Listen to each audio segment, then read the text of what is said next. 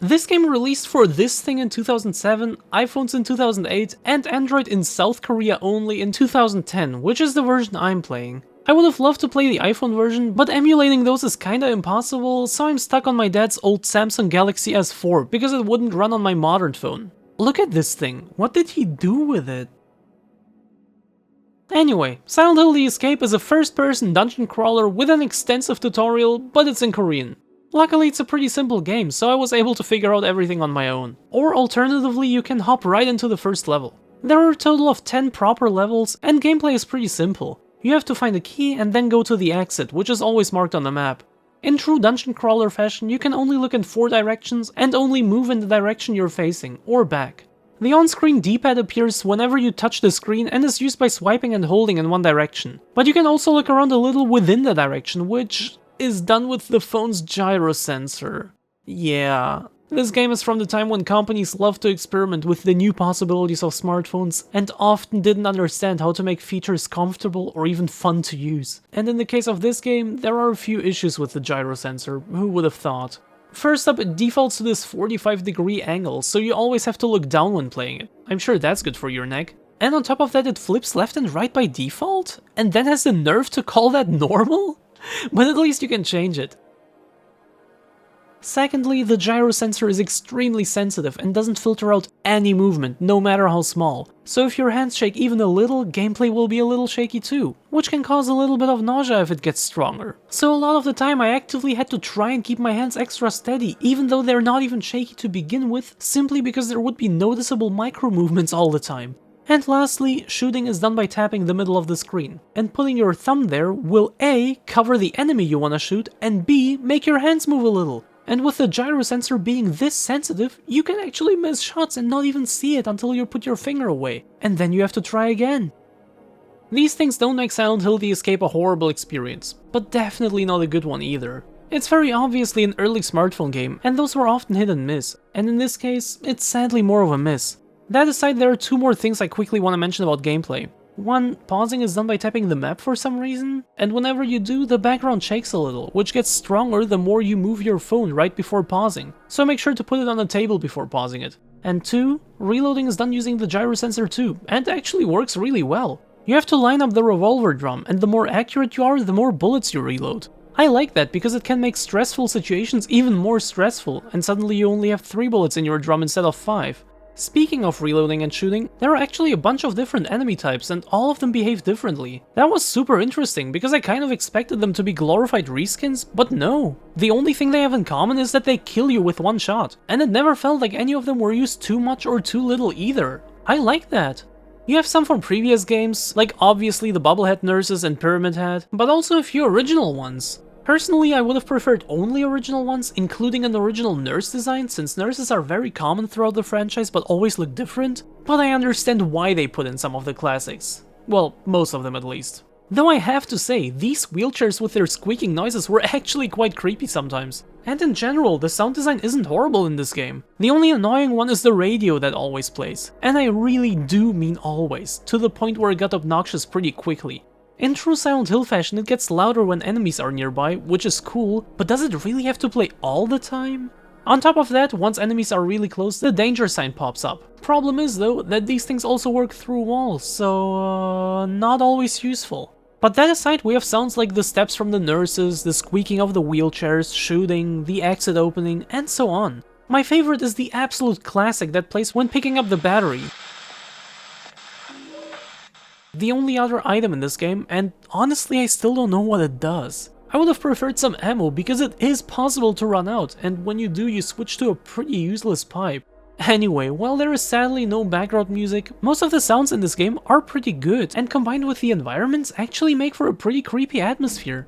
This almost backrooms-esque design of a dungeon crawler, but with normal walls and boarded up doors and such, was just uncanny. The environments feel surprisingly natural for such a game. You get 5 different ones and their respective Otherworld versions, which always seem to use the same map as the normal versions, but items spawn and exit are in different locations. And there are now fences blocking some paths, but sadly without being marked on the map, even after seeing or walking into them.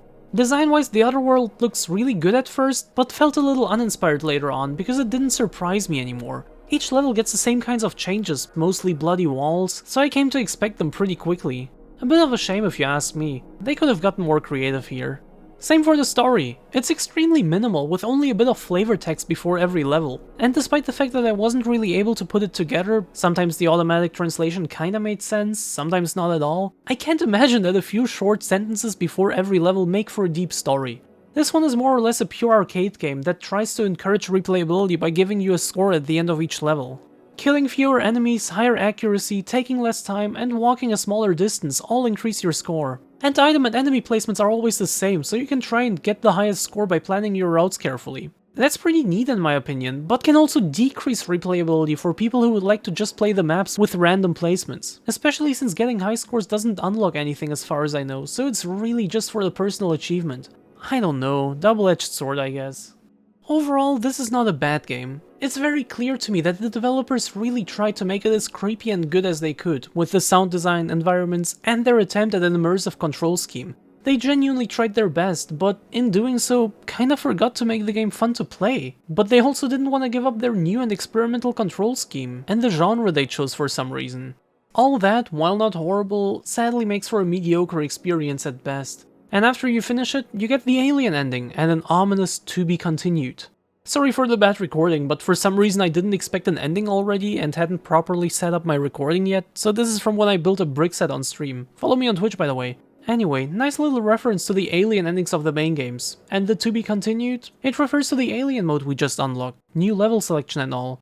The only difference here is the weapon though. You now have a laser weapon that you have to charge to shoot, and it never runs out of ammo. The rest are the exact same levels with the exact same item, key, and enemy placements.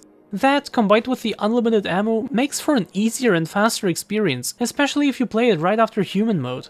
But it being the exact same game again that you have to play in its entirety rather than just unlocking the new weapon did sour my experience a little. Once you finish the game for the second time, you get another nice reference to the secret endings from the main games, the dog ending, and dog mode. As with alien mode, it's the same thing again, except now I'm small, and the crosshair is this cute dog nose and mouth, and you attack by biting. And not only do your attacks make you bark and you have this super cute animation, they also change the dynamic a bit because, despite the range being surprisingly high, it's still less than with a handgun, leading me to avoid fights more. And instead of the radio, you now only hear yourself, so you never even know when you're getting closer to enemies. That made me approach the whole game in a bit of a different way, more careful you could say. Except with Pyramid Head. That thing is really easy to beat here.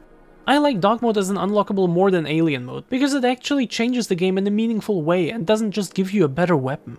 And once you get through all the levels, you get an ending with these 3 weird things from the tutorial, and the game tells you it's over. That's it. I liked experiencing yet another game from one of my favorite franchises. Of course you can't compare it to the main games. It doesn't try to tell a story or to impress with deep mechanics. It tries to be a fun and creepy little dungeon crawler. I don't think I would ever recommend it to anyone. There is simply no reason to. But I found it interesting to play, and the novelty of playing a Silent Hill game nobody has even heard of kinda makes it worth it for me. It's not the greatest game ever, it's not even all that good. But in sort of a guilty pleasure way, I just can't hate it. It has some weird charm to it. But you know what? There is a remake. Yes, really. A fan actually decided to remake it for PC as part of a game jam. And under these circumstances, it's understandable that it doesn't look perfect. But that aside, it's a very faithful adaptation that works extremely well. You literally just install and play it. No need to fiddle around with settings or anything like that. So in terms of actually playing Silent Hill: The Escape, this is about as good as it gets. But how does it compare to the original? Instead of a gyro sensor, you now obviously use the mouse to look around and reload, and it feels good. Just based on that alone, this game already feels better to play than the original. Interestingly, we can reload up to 6 bullets here instead of 5, and the battery pickup was replaced by ammo, so we also get more bullets per level, and on top of that, there seem to be less enemies around, so needless to say, I never ran out of ammo. But if you somehow manage to run out, that's it, no pipe for you, good luck. But less enemies also means easier levels, and the good control scheme means quicker and more intuitive movement, which in turn makes the game more fun. But at the same time, these things, combined with the much faster movement, make it much shorter than the original. My 3 playthroughs here only took about an hour in total, while in the original my first playthrough took 1.5. The additional modes are the same here, except you don't need to charge your laser gun anymore, making it even easier. And the dog now seems to have less range but a bit more damage. And you can attract enemies with your barks now, that way you can kill them while they still try to get to you, because your range is higher than theirs. Also, as the dog you can actually walk backwards. I don't know why, but if you press back in normal or alien mode, you just turn around in this game. And the ending is also different in dog mode. This game, in contrary to the original, doesn't have a tutorial, so these things which only showed up in the tutorial and the last ending aren't a thing here. Instead you get the bunny ending.